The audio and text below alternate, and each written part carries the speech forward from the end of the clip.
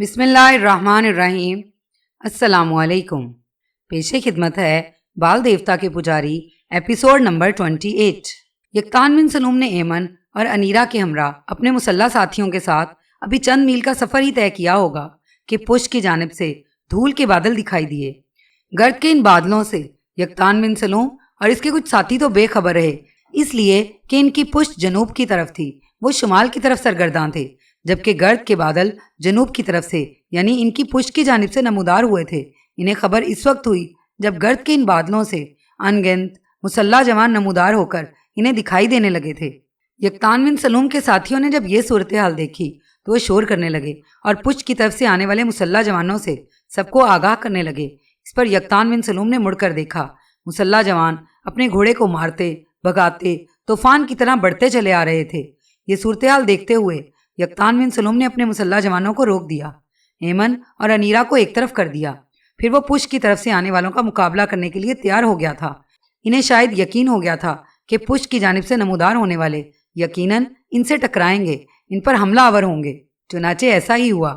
جنوب کی طرف سے آنے والے عجیب طرح کی آوازیں نکالتے ہوئے نعرے بلند کر رہے تھے، پھر وہ قریب آ کر یکتان بن سلوم اور اس کے ساتھیوں پر گمراہی کے انگاروں میں کردار کی تقدیس، لطافت کے ہر حصار کو گراتی، آتش ناک گرم رو بے اما راتوں کے لمحوں میں امیدوں کے ہر مستحکم ایوان گراتی، قہرمانیوں کی سنسنی خیزیوں، تمدن کی گمراہی اور وقت کی تیرگی کی اندوہ ناکی کی طرح حملہ آور ہو گئے تھے۔ جوابی کارروائی کرتے ہوئے یکتان بن سلوم اور اس کے ساتھی بھی ان پر روح کی سرد گہرائیوں تک میں اترتی خوف بھری ساعتوں، رات کی حشر سامانیوں میں رجز خواں طوفانی ہواؤں، سوچوں کے بے انت اعتکاف میں قہر کے عذاب بھرتی نفرتوں کی کراہتوں، مقتل گاہوں کی خواری، نہ بجھنے والی ہولناک پیاس کی طرح ٹوٹ پڑے تھے۔ یوں ویرانوں کے اندر دو گروہوں کے اس طرح ٹکرانے سے میدان جنگ اور رزم گاہ میں موت کے خونی دھبے، روحوں کا اضطراب، نفرت کے کوہرام، لہو لہو کر دینے والے بے تعبیر خواب رقص کرنے لگے تھے۔ ہلکا در ہلکا خونی قضا خوشیوں کو آہوں میں تبدیل کر کے ستم کی آگ کی طرح پھیلتی چلی گئی تھی۔ جس وقت دونوں گروہ بری طرح ایک دوسرے سے ٹکرا رہے تھے، اس وقت اچانک یکتان بن سلوم اپنے دشمنوں پر حملہ آور ہوتے ہوئے بلند آواز میں اپنے ساتھیوں کو مخاطب کرتے ہوئے کہہ رہا تھا، میرے عزیز ساتھیوں، جس طرح دشت کے ذرے ذرے، بحر کے قطرے قطرے، زمین کی رگ رگ میں جوہر لاتخف کی طرح چاند اور سورج کی کرنیں گھس جاتی ہیں، اسی طرح تم بھی ان کے لشکر کے اندر گھس کر ان کی تعداد کو تیزی کے ساتھ کم کرتے چلے جاؤ۔ اے فرزندان کنان، ان پر دشت عقوبت، زلزلوں کی دھمک، خاکستر کر دینے والی بجلیوں کی کڑک کی طرح نزول کرو، انہیں ان کے انجام تک پہنچاؤ۔ سنو، کائنات کے خالق کو واحد و بے ہمتا ماننے والے میرے ساتھیوں، عزم راسخ، جرأت محکم، عظیم اعتماد، لازوال ایمانی جذبوں کی طرح ضربیں لگاتے ہوئے جاہلوں کے سحر، بدعقیدہ لوگوں کی ہنر مندی، مشرکوں کے طلسم، مردودوں کے جادو کو نفرت ابلیس کی طرح دھتکارتے ہوئے انہیں مٹی میں ملاتے چلے جاؤ، ان کے جسموں کو تار تار کر دو، نزا کے عکس ہیولوں کی طرح، نگر نگر پکارتی موت کی طرح میدان جنگ میں ان کے لیے چارسو بھڑکتی آگ بن کر شکست اور ہزیمت کو ان کا مقدر بنا دو۔ میرے عزیز ساتھیوں، زندگی کی بھرپور تڑپ اور انقلابی شعور کے ساتھ آگے بڑھتے ہوئے اپنی کامیابی کے در کھولتے چلے جاؤ۔ یکتان بن سلوم کے ان الفاظ نے ان کے ساتھیوں کے اندر ایک آگ اور برق سی بھر دی تھی، لہٰذا ان میں ایک تبدیلی رونما ہوئی اور وہ بے روک خوفناک نفرتوں، فنا کے گھاٹ اتارتی کرب خیزیوں، موت پھیلاتے بھنور، خوش بختی کو بدبختی بناتے سرابوں کی دھول، تھکن اور بے حوصلگی اور نارسائی طاری کرتے برہم بگولوں کے تازیانوں کی طرح ضربے لگانے لگے تھے۔ دوسری طرف خود یکتان بن سلوم بھی ایک نئے انداز میں ریزہ ریزہ کر دینے والی سرسراتی لو بھری ہواؤں، سانسوں کی ڈوریاں منقطع کرتے چنگھاڑتے ناچتے شولوں اور دکھ کے بھورے سایوں کی طرح اپنے دشمنوں پر وارد ہونے لگا تھا۔ کچھ دیر تک ایسا ہی سما رہا، یہاں تک کہ یکتان بن سلوم کے ساتھیوں نے حملہ آوروں کا مکمل طور پر صفایا کر دیا۔ اس ٹکراؤ کے بعد جب یکتان بن سلوم اپنے ساتھیوں کا جائزہ لے رہا تھا تو اس پر دکھ کی کیفیت طاری ہو گئی تھی، اس لیے کہ اس کے اپنے کافی ساتھی اس ٹکراؤ میں کام آ گئے تھے۔ ابھی وہ جدا ہونے والے اپنے ساتھیوں کے غم میں ڈوبا ہی ہوا تھا کہ اس کا ایک ساتھی بھاگتا ہوا آیا اور اسے مخاطب کر کے کہنے لگا، ابن سلوم، میری بہن انیرا جو ہمارے ساتھ آئی تھی وہ خون میں لت پت ایک طرف پڑی ہوئی ہے۔ اس پر یکتان بن سلوم اپنی خون آلود تلوار ہاتھ میں لیے آنے والے اپنے اس ساتھی کے ساتھ ایک طرف بھاگا۔ اس نے دیکھا انیرا ایک جگہ بے سدھ خون آلود پڑی تھی۔ یکتان بن سلوم نے ادھر ادھر دیکھا، ایمن وہاں نہیں تھی۔ یکتان بن سلوم انتہا درجہ کا فکر مند اور پریشان ہو گیا تھا۔ جھک کر اس نے انیرا کی نبض کا جائزہ لیا، وہ ختم ہو چکی تھی۔ یہ صورتحال یکتان بن سلوم کے لیے بڑی دل شکن تھی۔ اچانک ایک طرف سے دشمن کے مرنے والے لشکریوں کے گھوڑوں کی اوٹ سے ایمن نکلی۔ چونکہ اس کے بائیں پاؤں کی صرف انگلیاں کٹی تھیں اور زخم ٹھیک ہونے کے بعد اب وہ بیساکھی کے بغیر بھی چل سکتی تھی، چنانچہ تیز تیز قدم اٹھاتی ہوئی جب وہ یکتان بن سلوم کے پاس آئی تو اس نے دیکھا یکتان بن سلوم کی خون آلود تلوار زمین میں گڑی تھی۔ اس کا ماتھا تلوار کے دستے پر جھکا ہوا تھا، آنکھوں سے آنسو گر رہے تھے۔ یہ صورتحال ایمن کے لیے قطعی ناقابل برداشت تھی۔ چنانچہ جب اس نے یہ دیکھا کہ یکتان بن سلوم کے سامنے انیرا کی لاش پڑی ہوئی ہے، تب وہ یکتان بن سلوم کی پیٹھ پر گر سی گئی اور دھاڑے مار کر رونے لگی تھی۔ تھوڑی دیر تک ایسا ہی سما رہا۔ یکتان بن سلوم، ایمن، اس کے بچنے والے ساتھی اداس اور پریشان تھے، یہاں تک کہ یکتان بن سلوم نے خود کو سنبھالا، ایمن کو بھی سنبھالا دیا۔ پھر اپنے ایک ساتھی کو مخاطب کر کے کہنے لگا، کچھ پتا چلا یہ حملہ آور کون تھے؟ اس پر ایک ساتھی بولا اور کہنے لگا، حملہ آوروں کے ایک لشکری کو ہم نے زندہ پکڑا ہے، وہ زخمی ہے۔ ہم نے ابھی اس سے پوچھ گچھ نہیں کی، ہم چاہتے تھے کہ اسے پکڑ کر آپ کے پاس لائیں۔ یکتان بن سلوم نے اس موقع پر بڑے غور سے اپنے اس ساتھی کو دیکھا۔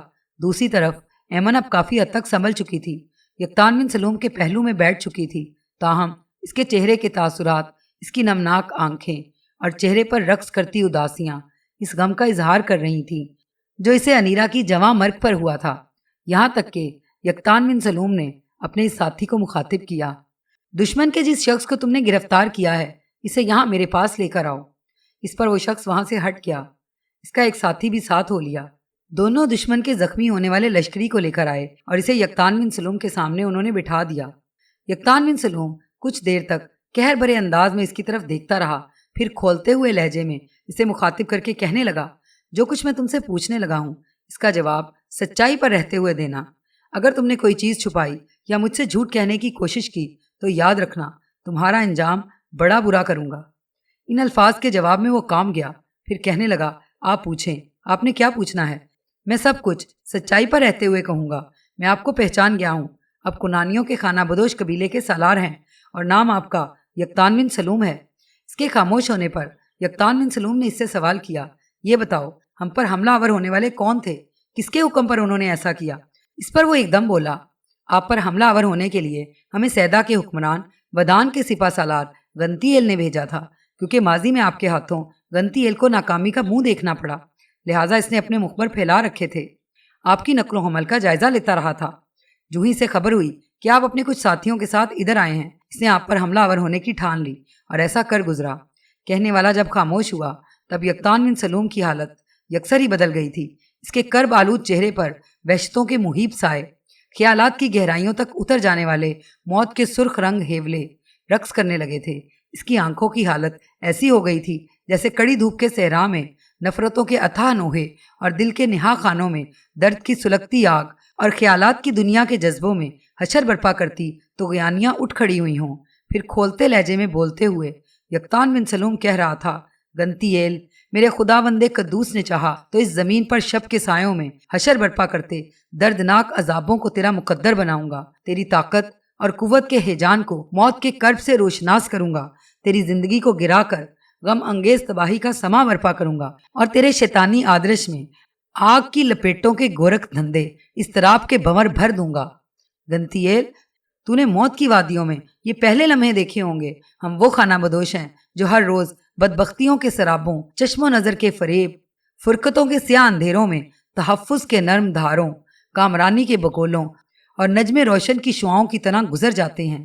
گنتی ایل، تیار رہنا، وہ دن بہت جلد آنے والا ہے۔ میں تیرے جذبوں کی یلغار میں درد کی جوئے رواں تیرے بدن سے جی اکھیڑتے زخموں کی کائنات کھڑی کروں گا۔ قضا کی دمادم پکار کی طرح تیری بصارتوں کی جھیل میں کربناک داستانیں رقم کروں گا۔ روح تک کو بے آباد کرتی بدترین ادبار کی برق اور ہوس کی گہری تلخیوں میں صدیوں کی پیاسی قہرمانیت کو تیرے مقدر کے اوراق میں سجاؤں گا۔ گنتی ایل، قسم مجھے اس واحد رب اور خالق کی جس کے سوا دنیا میں نہ کوئی معبود ہے اور نہ ہی مدد حمایت کرنے والا۔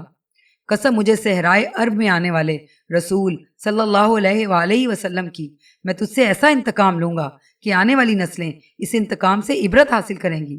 یہاں تک کہنے کے بعد یقطان بن سلوم خاموش ہو گیا۔ پھر اس نے مخصوص انداز میں اپنے ایک ساتھی کی طرف دیکھا جس پر وہ دشمن کے اس لشکری کو اٹھا کر ایک طرف لے گئے اور اس کا خاتمہ کر دیا۔ جنگ کے دوران یقطان بن سلوم کے وہ ساتھی جو زخمی نہیں ہوئے تھے، انہوں نے زخمیوں کی دیکھ بھال کر دی تھی، یہاں تک کہ چھوٹا سالار یقطان بن سلوم کے پاس آیا اور اسے مخاطب کر کے کہنے لگا، سارے زخمیوں کی دیکھ بھال اور مرہم پٹی ہو گئی ہے، میرے خیال میں اب ہمیں واپس دمشق کا رخ کرنا چاہیے۔ اپنے اس چھوٹے سالار کے ان الفاظ پر یقطان بن سلوم نے چونکتے ہوئے اس کی طرف دیکھا اور کہنے لگا، میں اپنے قبیلے کے لشکر کا سالار ہوں اور میں کیا منہ لے کر اپنے قبیلے میں جاؤں گا کہ میں اپنے ساتھ جو اپنے مسلح ساتھی لے کر ادھر آیا تھا، ان میں سے بہت سے غنتیل کی وجہ سے ابدی نیند سو چکے ہیں۔ میں مرنے والی انیرا کے ماں باپ کو کیا جواب دوں گا کہ میں اس کی حفاظت کا سامان نہ کر سکا۔ اس موقع پر وہ چھوٹا سالار جو اپنی گردن جھکا کر یقطان بن سلوم کی گفتگو سن رہا تھا، اس نے اپنی گردن سیدھی کی، پھر یقطان بن سلوم کو مخاطب کر کے کہنے لگا، میرے عزیز بھائی، اپنی دونوں بہنوں انیرا اور ایمن کو ہم نے ایک محفوظ جگہ کھڑا کیا تھا اور اس وقت وہ اور زیادہ محفوظ ہو گئی تھیں جب ہم نے پہلے ہی حملے میں دشمن کے کئی لشکریوں کو موت کے گھاٹ اتار دیا اور ان کے گھوڑے بھاگ کر ایک طرف کھڑے ہو گئے۔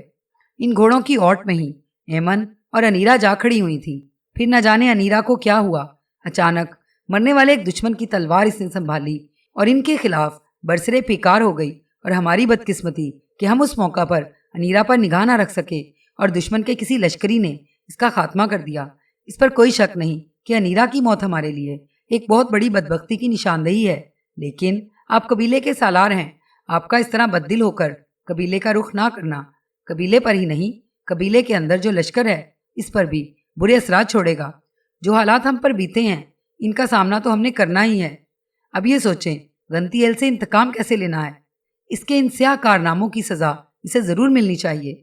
یہاں تک کہنے کے بعد چھوٹا سالار جب خاموش ہوا تب ایمن نے بڑے پیار سے اپنا ہاتھ یقطان بن سلوم کے شانے پر رکھا، پھر محبت اور چاہت بھری آواز میں کہنے لگی، میرے اس بھائی کا کہنا ٹھیک ہے، ہمیں مایوس ہو کر یہاں نہیں بیٹھنا چاہیے، واپس قبیلے میں جانا چاہیے، اپنے سردار اور دمشق کے حکمران بن ہدد سے اس سلسلے میں مشورہ کرنا چاہیے، اور پھر اپنی طاقت اور قوت کو متحد کر کے سیدا کے سپہ سالار غنتیل کے خلاف اس طرح حرکت میں آنا چاہیے کہ غنتیل ہی نہیں اس کے لشکر کا بھی قتل عام کر کے سیدا کی عسکری طاقت کو اپنے سامنے گھٹنے ٹیکنے پر مجبور کر دیا جائے گا۔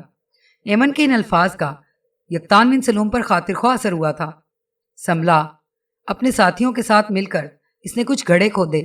انیرا کے علاوہ اس ٹکراؤ میں جس قدر اس کے ساتھی مارے گئے تھے سب کو وہاں دفن کر دیا گیا۔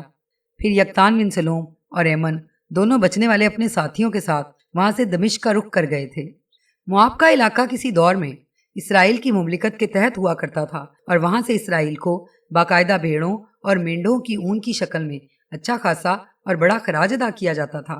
لیکن شام کے عرب حکمران بن ہدد نے مواب کے علاقے پر حملہ آور ہو کر اسے اسرائیل کی حکمرانی سے نکال لیا تھا۔ وہاں اپنی طرف سے ایک حاکم مقرر کر دیا تھا جو ایک طرح سے آزادی کے ساتھ وہاں حکومت کرتا تھا۔ یہ صورتحال اسرائیل کے نئے بادشاہ یہو رام کے لیے ناقابل برداشت تھی۔ چنانچہ پہلے اس نے اپنے سالاروں اور امراء سے مشورہ کیا کہ مواب کا علاقہ ماضی میں ہمارا تھا، دمشق کے عرب بادشاہ بن ہدد نے اسے ہمارے قبضے سے نکال کر وہاں اپنی طرف سے ایک حاکم مقرر کر دیا ہے، لہٰذا ہماری بہتری، ہماری بھلائی اور ہماری بقا اسی میں ہے کہ ہم پھر مواب پر حملہ آور ہوں اور اسے اپنی مملکت میں شامل کر لیں۔ جب یہ سارا معاملہ یہو رام نے اپنے سالاروں اور امراء کے سامنے پیش کیا تب انہوں نے مشورہ دیا کہ اگر ہم اکیلے اپنے لشکر کے ساتھ مواب پر حملہ آور ہوتے ہیں تو اس بات کا امکان ہے کہ مواب کے حکمران کے ہاتھوں میں شکست اور ناکامی کا منہ دیکھنا پڑے، اور اگر ہم ہر صورت میں اپنی کامیابی، اپنی فوج مندی کو گلے لگانا چاہتے ہیں تو پھر کچھ اتحادیوں سے کام لے کر اس مہم کو طے کرنا چاہیے اور اپنی کامرانی کو یقینی بنانا چاہیے۔ چنانچہ صلاح مشورے کے بعد یہ فیصلہ کیا گیا کہ یہودیوں کی دوسری مملکت، جسے یہودا کی مملکت کہتے تھے، جس کے حکمران یہوسفت کو اور ادوم کے بادشاہ کو اپنے ساتھ ملا کر مواب کے علاقے پر حملہ کر دیا جائے۔ یہورام کو اپنے ان سالاروں کی یہ تجویز پسند آئی، لہٰذا چند روز تک اس نے اپنے لشکر کی تیاری مکمل کی۔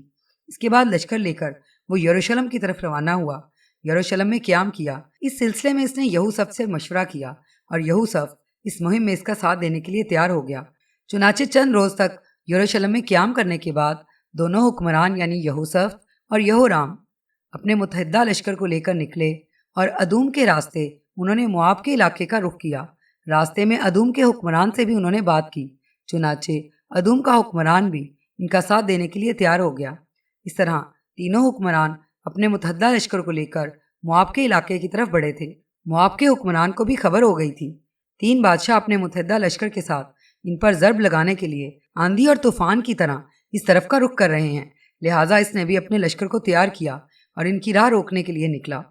جب وہ ان کے قریب گیا تب اسرائیل، یہودا اور ادوم کے حکمرانوں نے اپنے متحدہ لشکر کو حیات کے سارے جذبے بسم کرتی خیرہ کن شعاؤں، اجاڑ ویرانوں میں شورشوں کی صداؤں کی طرح اپنے لشکر کو آگے بڑھایا۔ اس کے بعد وہ مواب کے لشکر پر جسموں کے گوشے گوشے میں گھس جانے والی نشے کی گھلاوٹ، روحوں کی تمام امیدیں، دل کی ساری آرزوئیں، نامرادیوں کی دھند اور تیزابی تلخیوں میں بدل دینے والی عداوتوں کے ریتلے چھکڑوں اور دردناک کرب کی آگ کی طرح حملہ آور ہو گئے تھے۔ جوابی کارروائی کرتے ہوئے مواب کا لشکر بھی بے کراں آسماں کی پنہائیوں میں درد بھری نفرت، دکھ کے ہنر، دربدری کی تپش، ہر شے کو دھول بنا کر اڑتی فضا کی خوفناک دستک، کاسہ وقت میں ہر شے کو ادھورا کرتی عجیب شوریدہ سری اور اندھی گھٹن کے خوف کی طرح ٹوٹ پڑا تھا۔ یوں دونوں لشکریوں کے ٹکرانے سے میدان جنگ میں زبان کے کانٹے، حلق کے پھندے، موت کے لمحے، نحوست کی گھڑیاں، ذات کے خرابے اور تاریک روسیہ ساتیں رقص کرنے لگی تھیں۔ زمین کا چہرہ سرخ ہونے لگا تھا، جبر کی شیرازہ بندی ہونا شروع ہو گئی تھی۔ انسانی خون میں جوار بھاٹا امڑ پڑا تھا، سینوں میں آندھیاں، آنکھوں میں چنگاریاں اپنا رقص دکھانے لگی تھیں۔ امیدوں کی بکل لیر لیر کرتے خوفناک جذبے چاروں طرف پھیلنے اور بکھرنے شروع ہو گئے تھے۔ اس خوفناک جنگ میں موابیوں کو تینوں بادشاہوں کے متحدہ لشکر کے مقابلے میں شکست کرنا پڑا۔ مواب کا بڑا نقصان ہوا۔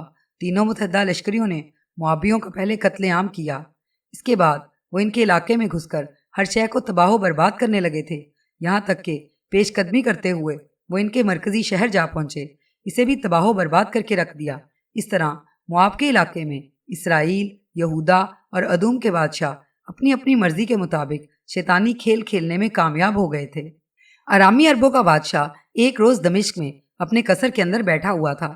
اس موقع پر اس کے بیٹے حزائیل کے علاوہ اس کے لشکریوں کا سپہ سالار اعلیٰ نعمان اور دوسرے سالار اور عمرہ بھی بیٹھے ہوئے تھے اور کسی انتہائی اہم موضوع پر گفتگو کر رہے تھے۔ ایسے میں بن حدد کو اس کے ایک مخبر کے آنے کی اطلاع دی گئی۔ اس اطلاع پر بن حدد نے فوراً اس مخبر کو اندر طلب کیا۔ جب وہ بن حدد کے سامنے پیش کیا گیا تب بن حدد نے لمحہ بھر کے لیے اسے غور سے دیکھا، پھر کہنے لگا، کیا تم ہمارے لیے کوئی اچھی اور خاص خبر لے کر آئے ہو؟ اس پر وہ مخبر بوجھل بوجھل سی آواز میں کہنے لگا، مالک، میں 2 خبریں لے کر آیا ہوں، لیکن دونوں ہی خبریں ہمارے لیے بری ہیں۔ ان الفاظ پر بن حدد ہی نہیں، ان کے سالار اور عمرہ بھی چونکے تھے، یہاں تک کہ اس مخبر نے پھر کہنا شروع کیا، پہلی بری خبر یہ ہے کہ اسرائیل، یہودا اور ادوم کے حکمرانوں نے آپس میں اتفاق کیا اور وہ مواب پر حملہ آور ہوئے۔ مواب کے حکمران نے ڈٹ کر ان کا مقابلہ کیا، لیکن اسے شکست کا سامنا کرنا پڑا، جس کے نتیجے میں تینوں متحدہ حکمرانوں نے موابیوں کی سرزمینوں کو بری طرح رون ڈالا، ان کے مرکزی شہر کو بھی لوٹ کر ویران کر دیا۔ ابھی تک یہ خبر نہیں ہو سکی کہ مواب کا حکمران کہاں ہے، کس سمت بھاگا ہے، ابھی زندہ بھی ہے یا جنگ کے دوران کام آ چکا ہے۔ یہ الفاظ سن کر بن حدد کا چہرہ غصے اور غضبناکی میں سرخ ہو گیا تھا۔ آنے والے مخبر کو مخاطب کر کے کچھ کہنا ہی چاہتا تھا کہ اس سے پہلے ہی مخبر بول اٹھا اور کہنے لگا، دوسری بری خبر یقطان بن سلوم سے متعلق ہے۔ یقطان بن سلوم کا نام سن کر سب چونکے تھے اور بن حدد ایک طرح سے اپنی نشست پر اچھل پڑا تھا۔ مخبر کو مخاطب کر کے کچھ کہنا ہی چاہتا تھا کہ اس دوران وہ مخبر پھر بول اٹھا اور کہنے لگا، جس مہم کی طرف یقطان بن سلوم گیا تھا، اس مہم میں تو یقطان بن سلوم کامیاب رہا ہے، ایمن کو اس نے حاصل کر لیا ہے، لیکن جب ایمن کو لے کر وہ واپس آ رہا تھا تو سیدا کے حکمران کے سپہ سالار گنتیل کے کچھ دستے ان پر حملہ آور ہوئے۔ گو یقطان بن سلوم نے اپنے ساتھیوں کے ساتھ گنتیل کے ان دستوں کا کام تمام کر دیا ہے، لیکن اس ٹکراؤ کے نتیجے میں نہ صرف یہ کہ اس کے کچھ لشکری کام آئے ہیں، بلکہ انیرا جو یقطان بن سلوم کے قبیلے کی ایک لڑکی ہے اور یقطان بن سلوم کو پسند کرنے لگی تھی اور اس کے سارے کام کرتی تھی، وہ بھی اس ٹکراؤ میں ماری جا چکی ہے۔ اس لیے کہ وہ بھی یقطان بن سلوم کے ساتھ گئی تھی۔ یہ خبر سن کر بن ہدد کچھ دیر تک گہری سوچوں میں ڈوبا رہا۔ اس کے چہرے، اس کی آنکھوں میں دکھ کے آثار تھے۔ پھر مخبر کو مخاطب کر کے وہ کہنے لگا، جو خبر تم نے مجھ سے کہی ہے، کیا یہ خبر یقطان بن سلوم کے قبیلے میں بھی پہنچ گئی ہے؟ اس پر مخبر نے اپنی گردن ہلائی اور کہنے لگا، یہ خبر یقطان بن سلوم کے قبیلے میں پہنچ چکی ہے، اور ہو سکتا ہے تھوڑی دیر تک یقطان بن سلوم خود بھی اپنے بچے کچھے ساتھیوں اور ایمن کے ساتھ اپنے قبیلے میں پہنچ جائے۔ اس کے ساتھ ہی بن ہدد نے اس مخبر کو جانے کی اجازت دے دی تھی۔ اس کے جانے کے بعد کچھ دیر تک کاٹ جانے والی خاموشی دمشق کے قصر میں چھائی رہی۔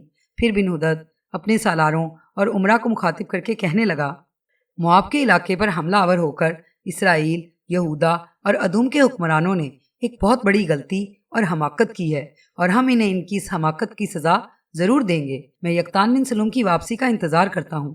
جب وہ قبیلے میں پہنچتا ہے تو اسے اپنے پاس بلاؤں گا۔ میں پسند کروں گا کہ ہم پہلے لشکر لے کر اسرائیل کی مملکت کا رخ کریں، ان پر ثابت کریں کہ اگر وہ مواب پر حملہ آور ہو کر اس کی تباہی اور بربادی کا در کھول سکتے ہیں تو ایسے ہی در ہم ان پر حملہ آور ہو کر کھول سکتے ہیں۔ اسرائیل پر حملہ آور ہونے کے بعد اور ان سے مواب کے علاقے کا انتقام لینے کے بعد میں یہ بھی پسند کروں گا کہ سیدا کے حکمران ودان پر بھی ضرب لگائی جائے، تاکہ روز روز اس کا سپہ سالار غنتیل ہمارے لیے تکلیف اور دکھ کا باعث نہ بنے۔ پر یہ سارے معاملے اس وقت طے ہوں گے جب یقطان بن سلوم واپس اپنے قبیلے میں آ جائے گا۔ اس کے ساتھ ہی بن ہدد نے اپنے سالاروں اور امراء کی وہ مجلس برخاست کر دی تھی۔